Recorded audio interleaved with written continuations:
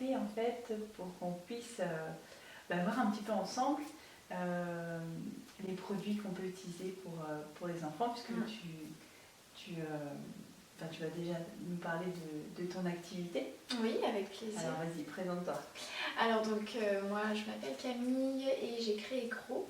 C'est une société qui a pour but de donner un peu plus d'autonomie dans l'utilisation de ces produits au quotidien.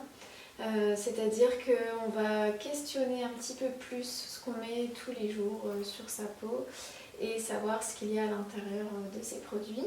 Donc ça va passer par se demander en fait, comment fonctionne la peau, de quoi elle a besoin, et partant de là, on va pouvoir justement cibler des produits et puis se mettre à fabriquer nous-mêmes des choses qui nous conviennent à 100%, que ce soit physiquement ou sur l'éthique aussi qui entoure en fait le produit. D'accord, ok.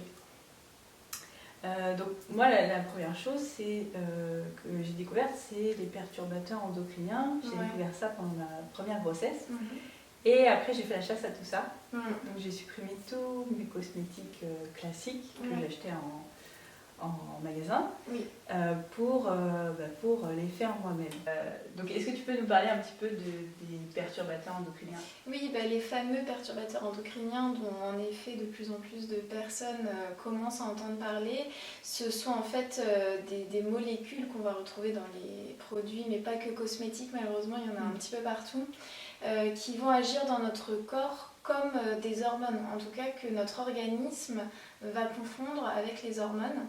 Et de ce fait, notre corps va être saturé en hormones et au bout d'un moment, on va avoir des perturbations à ce niveau-là ou au niveau de la thyroïde parce qu'il y a une énorme confusion entre ce qui est naturel pour l'organisme et ce qui ne l'est pas. Et c'est ce qui va après amener dans les cas les plus graves et les plus sérieux des cancers par exemple utérus ou sein. Ça va aussi apporter des pubertés précoces, ce genre de choses. Donc voilà, on s'en méfie et on a raison en effet de s'en méfier. D'accord. Alors il y a une question qui me vient comme ça.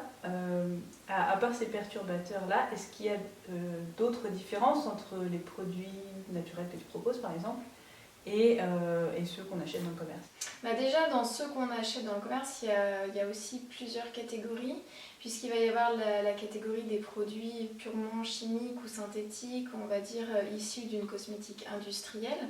Donc ceux-là vont regorger des ingrédients indésirables dont les perturbateurs endocriniens font partie par exemple. Donc là les problématiques elles sont nombreuses, c'est-à-dire que non seulement c'est des produits qui vont pas être forcément physiologiques et qui vont pas nous amener aux résultats qu'on recherche en fait. Ces produits-là soit vont entretenir cette espèce de dépendance qu'on a à eux-mêmes, soit ils vont aggraver au contraire des problématiques. Donc voilà, ça c'est une première chose. Après on va trouver des produits qui sont tout à fait clean, on va y trouver de la cosmétique naturelle, bio, etc. et heureusement. Donc là aussi dans cette cosmétique il y a un peu de tout dans le sens où il y a la cosmétique de très grande qualité avec des ingrédients qui sont tous très vertueux, d'origine végétale et qui vont nous faire le plus grand bien.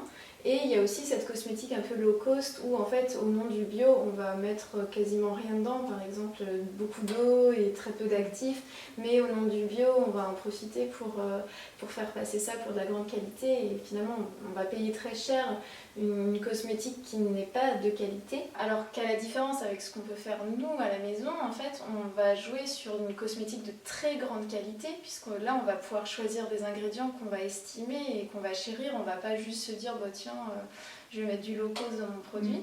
Sauf que du fait que ça vient de nous, que notre fabrication est artisanale et qu'on peut choisir nos producteurs, etc., on peut vraiment gérer notre budget et on se retrouve à utiliser une cosmétique presque luxueuse pour un tarif qui est franchement dérisoire. Moi, ce que j'ai constaté surtout, c'est que je peux choisir la forme du produit, si je veux que ce soit une huile, une crème ou une autre forme. Je peux choisir le parfum. Oui, mine de rien, parce que des fois on trouve des choses très efficaces, mais le parfum ne nous plaît pas, ou il y a autre chose qui ne nous plaît pas dans le produit. Et ouais, l'actif que j'ai envie d'avoir. Là, ça fait aussi très peu de déchets. Enfin, j'ai beaucoup moins de bouteilles de shampoing et compagnie. Bien sûr, plein de choses comme ça. Et elle est là en fait, l'autonomie. C'est qu'on assume les choix et que ça nous permet de tous les questionner et d'aller voir derrière si on est OK avec tout ce qu'on a décidé d'utiliser, quoi.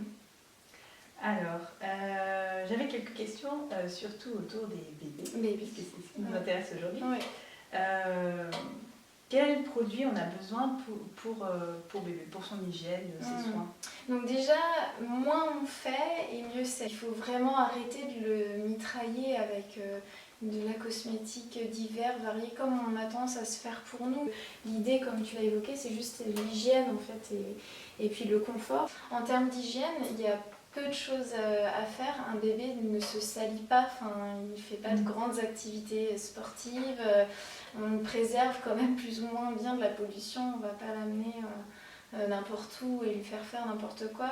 Donc l'hygiène, ça va se résumer surtout à l'hygiène du siège. Et à ce moment-là, on peut utiliser le liniment que beaucoup de mamans savent faire aujourd'hui et qui est une recette ultra simple composée de 2 ingrédients. Donc voilà, c'est vraiment à la portée de toutes. Et ce même liniment peut servir à une toilette globale du corps du bébé. Après, autrement, pour donc, tout ce qui est hygiène, on peut choisir son savon. Donc là, c'est aussi une grande question, c'est quel savon je mets sur la peau de mon bébé. Voilà. Parce qu'il y a plein de choix et en fait, il faut faire le retour à la simplicité, c'est reprendre des pains de savon qui sont saponifiés à l'huile d'olive. Et la toilette de bébé, c'est pas forcément tous les jours en fait. Après, pour lui apporter le confort dont on parlait tout à l'heure, c'est beaucoup d'huile. Parce que le seul challenge de la peau du bébé, c'est en fait le nouvel environnement. C'est-à-dire qu'il a grandi dans l'eau et là il se retrouve dans l'air. Donc ça amène souvent à avoir la peau sèche. Et il faut le huiler, le masser. Et un bébé huilé et massé, il n'a pas beaucoup de problèmes de peau. Est-ce qu'il faut quelque chose en particulier pour ses cheveux ou pas? Bon, déjà les cheveux ne se salissent pas. Contrairement à la peau. Voilà, en fait, la peau se salit parce qu'elle est recouverte d'un film hydrolipidique donc, qui contient du gras et qui va attirer les poussières. Et c'est pour ça qu'on nettoie la peau.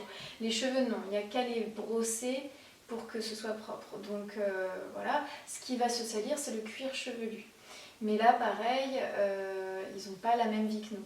Par contre, on remarque qu'en effet, les bébés transpirent beaucoup du cuir chevelu ou font pas mal de détox avec des peaux mortes, etc. C'est ce qu'on appelle les croûtes de lait.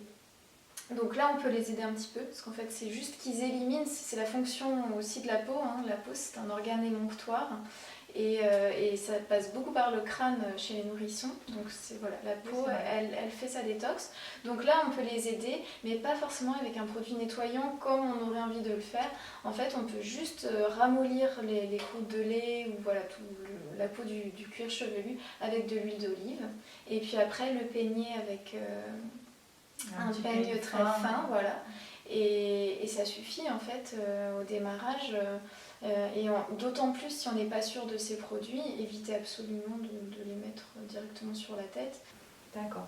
Et on peut prendre n'importe quelle huile d'olive, celle qu'on a à la cuisine? Oui, exactement. L'huile alimentaire, elle est d'aussi bonne qualité, voire de meilleure qualité qu'une huile cosmétique parce que tout ce qui touche à l'alimentation, ça subit beaucoup plus de contrôle. Et en plus, elles sont beaucoup moins chères. Pour une histoire de TVA et de quantité, donc bien sûr on fait avec, comme le liniment, on fait avec ce qu'on a dans les placards de la cuisine. Ouais. D'accord, de préférence bio. Voilà. Ok. Est-ce que les bébés ont besoin de soins au niveau du visage ou non, c'est pas... Faut observer si la peau va bien. Non, en fait, pour moi, plus on préserve l'autonomie de la peau, à la base, on est fait pour être autonome. Donc l'idée, c'est de pouvoir préserver le plus longtemps possible l'autonomie de la peau, puisque a priori, on est d'une manière où on est capable de s'auto-gérer. Donc si on observe que la peau du visage va bien, ça ne sert à rien de lui rajouter quelque chose. En fait, la peau, elle se nourrit de l'extérieur, mais essentiellement de l'intérieur.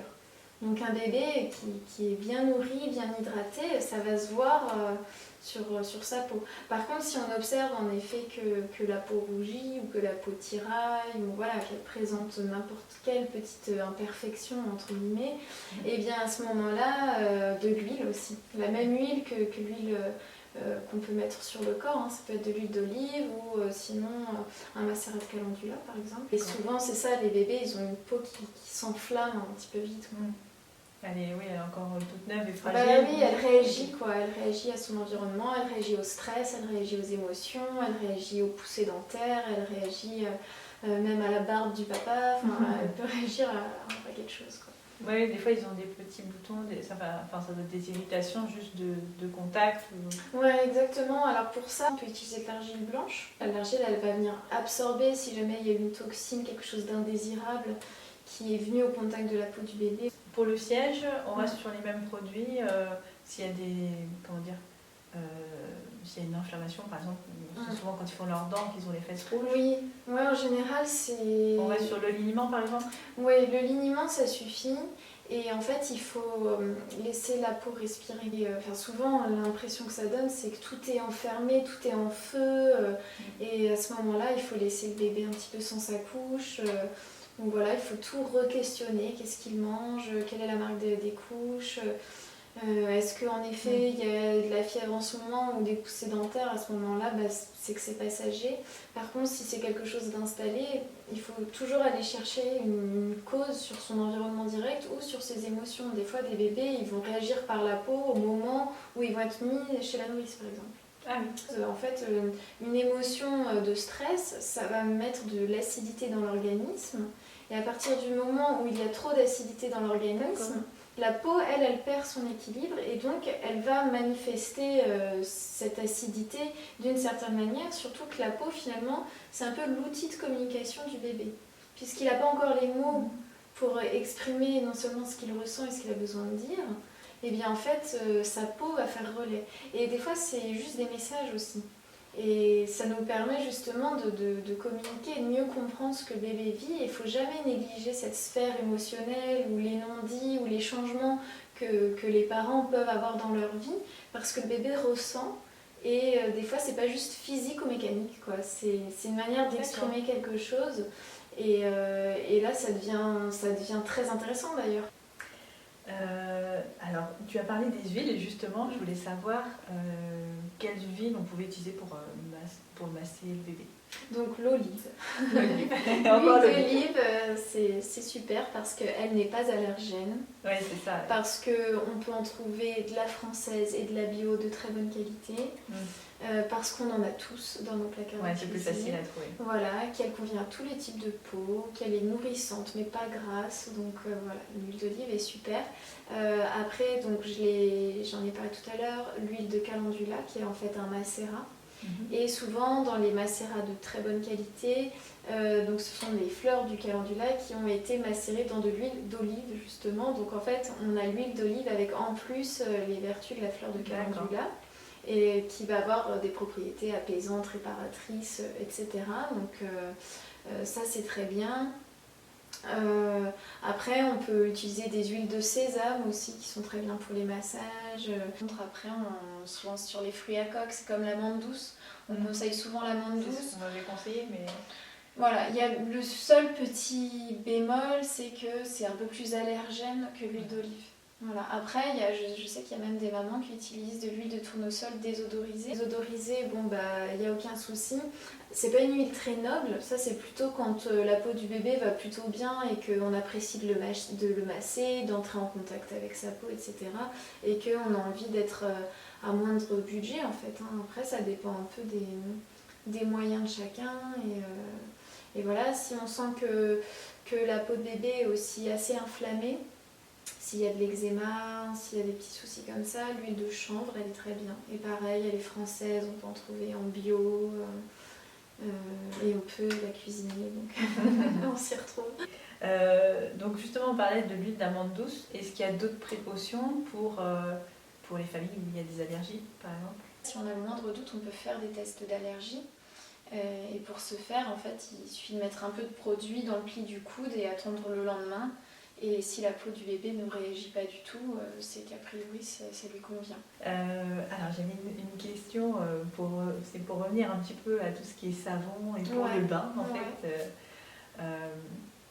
Est-ce que tu as une recette ou quelque chose soit d'un bain moussant ou quelque chose qui est un petit peu plus fun qu'un simple bain de bouche, des fois pour les motiver pour aller au bain s'ils n'ont pas envie. Oui, exactement. Passer un certain âge, ça leur plaît moins. Eh bien c'est très simple, je peux vous proposer une recette de bombe effervescente qui est un dérivé des cubes nettoyants WC, donc en plus ça fait 2 ans. En fait il s'agit de créer de l'effervescence dans le bain, donc ça fait pas de la mousse, mais ça fait un petit côté sympa, rigolo, éphémère, mais voilà, c'est déjà bien. Donc là, c'est de la chimie pure, hein. En gros, il faut faire un choc de pH et il vous suffit pour ça de mettre de l'acide citrique et du bicarbonate de soude.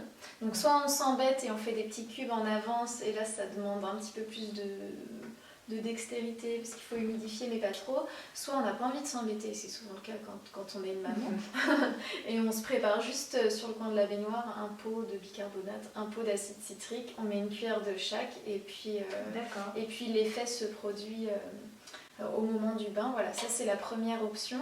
Après, si on recherche le côté moussant, eh bien, moi je propose une recette de poudre qui est assez sympa, que j'utilise sur mes enfants, où en fait la base, c'est ce que je viens de dire, c'est du bicarbonate, de l'acide citrique. Je rajoute un petit tensioactif qui s'appelle le SLSA, c'est un tensioactif naturel que j'utiliserai pas forcément sur les enfants de moins de 3 ans, enfin c'est pas utile quoi, mais après passer 3 ans c'est rigolo et ça craint rien. Donc voilà, on rajoute un petit peu de ce tensioactif. Dedans, on peut rajouter des fleurs séchées comme de la lavande. On peut mettre un petit peu d'huile essentielle de lavande ou de lavandin pour l'odeur. Et éventuellement colorer le tout avec ce qu'on appelle des micas. Et donc là, ça nous fait une espèce de poudre colorée, odorante, moussante, effervescente, qui est super sympa, très facile à réaliser. Et d'ailleurs, il y a un tuto un peu comme ça qu'on peut trouver sur le site d'une bombe de bain. Donc là, c'est sous forme solide, mais si vous trouvez que c'est trop compliqué sous forme solide, vous reprenez la recette sans mouler justement et ça fait la poudre. D'accord, ok, bon, c'est super. Voilà, pour les enfants qui ont à peu près 3 ans et qui n'ont pas envie d'aller au bain, on saura quoi faire. Ça motive énormément, Est-ce que tu veux qu'on parle des mamans ? Ouais, bien sûr, on peut parler des mamans, elles sont importantes. Alors, j'avais quelques questions pour les mamans. La principale inquiétude en général, c'est dès la grossesse, quand on est enceinte, quels soins on peut appliquer pour éviter les vergetures ? Oui, en fait, les vergetures, c'est donc la peau qui s'étire, parfois trop vite, et qui s'étire tellement que finalement elle peut craquer. Et la vergeture, c'est une espèce de peau de substitution qui vient pallier au craquement, on va dire. Donc la première chose à faire, c'est d'apporter ce qu'il faut à l'intérieur pour que la peau soit en mesure de se régénérer très vite. C'est vraiment le premier geste, c'est de penser aux besoins fondamentaux de la peau. Et ces besoins fondamentaux, c'est vraiment les omégas, enfin tout ce qui est acide gras, et les vitamines et les minéraux. Une peau qui va faire des vergetures, c'est une peau qui a eu une carence quelque part en fait. Donc déjà, il va s'agir de vraiment avoir une alimentation très précautionneuse, très riche en toutes les bonnes choses qu'on connaît tous mais qu'on ne fait pas forcément. Et manger beaucoup de fruits et de légumes non cuits ou très peu cuits pour profiter justement des vitamines et des minéraux. Et boire beaucoup. Il faut vraiment boire une eau qui est minéralisée. Donc le mieux, c'est les jus de légumes ou les jus de fruits qu'on se fait nous-mêmes. Parce que dès que c'est pasteurisé, on perd cette qualité nutritive qu'on recherche particulièrement quand on est enceinte. Et en plus, ce que les femmes enceintes vont faire pour elles, elles le font pour leur bébé. Donc voilà, ça vaut vraiment le coup. Et c'est souvent une période de sa vie où on prend plein de bonnes résolutions d'ailleurs. Et après, une fois que vraiment on a pris soin de tout ce côté interne, qui devrait suffire, et bien évidemment on peut préparer la peau à l'extérieur, et à ce moment-là il suffit juste d'avoir une bonne huile et puis d'être en contact, de toucher en fait la peau. Si on la stimule avec ses doigts, et bien pareil, elle va mieux se nourrir parce que la peau elle se nourrit des vaisseaux sanguins, mais c'est dans la stimulation aussi qu'elle est mieux irriguée. Donc c'est à la fois la combinaison entre le toucher et le grain. Et après l'huile que vous prenez, j'ai envie de dire peu importe. Et c'est là qu'on s'éloigne un peu de la cosmétique, c'est que moi je vais jamais faire la promotion absolument d'un produit ou d'une recette, mais plutôt de tous les gestes qu'il y a autour et du sens qu'on va mettre dans ces gestes-là. Donc là aussi on peut mettre juste de l'amande douce ou de l'huile d'olive. Ce qui compte, c'est la manière dont on va le mettre, le temps qu'on va pouvoir y passer, et puis comment derrière on va s'hydrater et s'alimenter, quoi. Ok, c'est vraiment tout un ensemble. Ouais, c'est vraiment tout un ensemble, mais c'est vraiment possible d'enchaîner les grossesses sans vergeture si on fait attention à tout ça. Après l'accouchement, du coup, est-ce qu'il y a des soins qu'on peut faire pour ce ventre qui forcément ne nous plaît plus trop, bien sûr, qui a peut-être déjà ces vergetures dont on vient de parler. Quels soins on pourrait faire, soit pour atténuer les vergetures ou soit pour retendre un peu la peau. Bon, déjà je précise qu'on n'est pas tout égal face à ça. Donc c'est terrible parce qu'il y en a qui font très bien appliquer des conseils et qui verront pas forcément les résultats, et d'autres ça va leur passer au-dessus et puis elles vont retrouver leur physique d'avant grossesse en un rien de temps. Mais ce qu'on observe quand même, c'est que déjà l'allaitement ça fait vraiment fondre le ventre.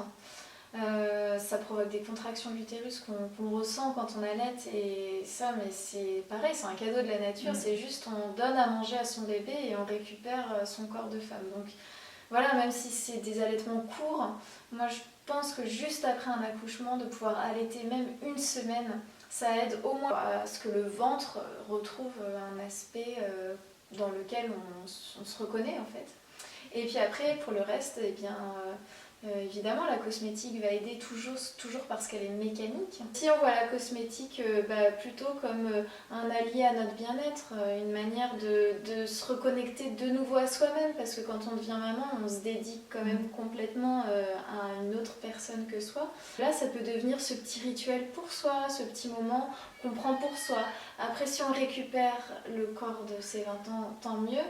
Mais si son corps évolue, eh bien c'est... Voilà, après... Il faudra l'accepter. Voilà, il faut essayer d'accepter, ou sinon essayer de faire autrement, parce que de toute façon, le corps est malléable et il est extraordinairement modifiable, quoi. Donc il y aura d'autres manières, avec le sport, avec une alimentation particulière, de le remodeler, quoi. Parce qu'on s'attend, alors peut-être que c'est la société qui nous a un peu conditionnés comme ça, mais on s'attend un peu à avoir une crème miracle qui enlève nos vergetures. Mais t'as tout dit, c'est la société qui nous a vendu ça comme ça, parce que c'est ce qu'on voit dans les pubs, voilà, il y a des crèmes anti-tout maintenant, mais c'est pas possible, la peau elle vit, elle vieillit, et on peut l'accompagner, mais il faut aussi accepter le fait qu'on n'est pas figé, quoi, et heureusement. Alors, en postpartum, on a aussi un problème souvent avec les cheveux, après 3 mois à peu près, on les perd par poignée, et beaucoup de mamans s'inquiètent. Oui. Est-ce que tu as des soins C'est un peu inévitable ce passage. En fait, on perd les cheveux qui ne sont pas tombés pendant la grossesse. Donc pendant la grossesse, on a quand même une plus belle chevelure, plus dense. Peau, souvent aussi. Voilà, c'est l'effet des hormones, et c'est vrai que les cheveux ne tombent pas ou très peu. Là où on peut compenser un petit peu cette perte, c'est donc beaucoup dans l'alimentation, encore une fois, puisque les cheveux se nourrissent dans le sang, mais voilà, ils ont une racine, c'est comme des plantes, hein, les cheveux, on peut faire tout ce qu'on veut dessus, si eux n'arrivent pas à trouver, à prendre correctement racine et à se nourrir, on ne peut rien faire pour eux. Donc continuer à bien manger, même quand on est fatigué, même quand on se néglige un petit peu parce qu'on n'est plus notre priorité. Les cheveux, c'est vraiment le reflet de notre charge en vitamines et minéraux. Et puis après, la fameuse coupe de cheveux, hein, c'est vrai qu'il y a beaucoup de mamans qui enlèvent quelques centimètres et ça peut leur faire du bien en effet.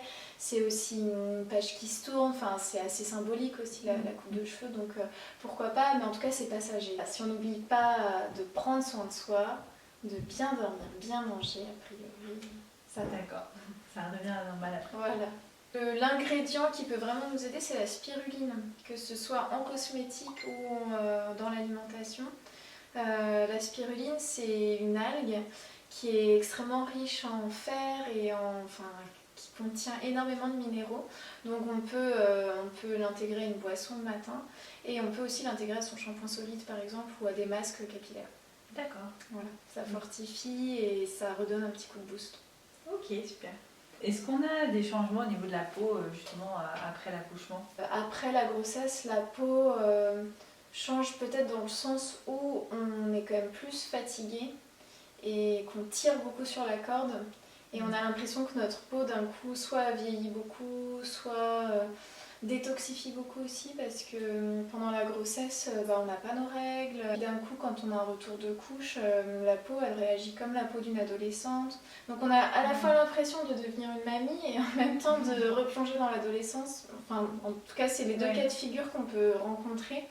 Donc oui en général il faut réadapter un petit peu ses soins. Est-ce que tu as des soins ou des recettes pour les seins qui peuvent être irrités par exemple quand on allait? Par exemple, les crevasses, etc. Par exemple, oui. Ouais. Alors là, le lait maternel, ça reste... ouais, donc on peut juste envelopper le mamelon avec du cellophane. Alors là, on est pour les zéro déchets en général, elles sont pas très contentes. Mais on peut faire sinon avec une compresse déjà. Ou compresse, ou sinon rester les seins à l'air. Donc bon, ça demande d'être un peu coupé socialement. Il faut être un peu patient. En général, c'est un mois compliqué. Et après, quand on s'accroche, la peau, elle est là pour justement s'adapter. En fait, votre corps, il va s'adapter à toute situation. Et un jour, votre peau, elle va comprendre qu'il faut qu'elle devienne plus résistante à cet endroit. Et elle va s'habituer. On peut mettre du beurre de karité, puisque c'est un beurre comestible, donc si jamais ça arrive dans la bouche du bébé, c'est pas dramatique, mais en tout cas, essayez de le mettre au moment où, avant le coucher, par exemple, si le bébé dort pas trop mal, histoire que quand même on évite l'ingestion, mais voilà, un beurre riche comme le karité, ça peut aider. Ouais. D'accord. Ce qui est en général le plus proposé, c'est les crèmes à la lanoline, mais ça c'est ce qu'on trouve dans le commerce. Alors la lanoline, c'est du sébum de mouton. Donc bon, c'est pourquoi pas, c'est pas très ragoûtant. Moi je préfère le karité. Après pour les crevasses, je conseillerais vraiment de trouver plutôt la cause du problème, enfin ce qui cause la crevasse. Oui, ça peut être une mauvaise position peut-être. Voilà, ça peut être ça. Donc il faut résoudre ce problème-là pour éviter que ça revienne. Ouais, que ça revienne et que ça décourage, parce que c'est vrai que franchement, il y a de quoi en pleurer et jeter l'éponge. C'est une partie très sensible de notre corps et puis qui n'est pas sollicitée auparavant. Enfin, bien sûr. On s'en sert pas avant d'avoir un enfant. Donc je pense qu'il y a quand même une phase d'adaptation dont on n'a pas conscience en fait. Tout à fait, et c'est vrai que c'est très important de se faire accompagner là-dessus, parce que je pense que ça concerne toutes les femmes, qu'on n'en parle pas énormément. Et qu'on peut le vivre de manière très douloureuse. Écoute Camille, je te remercie pour la réponse à toutes mes questions. Merci à toi. J'espère que ça vous a plu aussi. Et puis j'espère qu'on aura l'occasion de se refaire des vidéos prochainement. Avec grand plaisir. Merci beaucoup. À bientôt. À bientôt.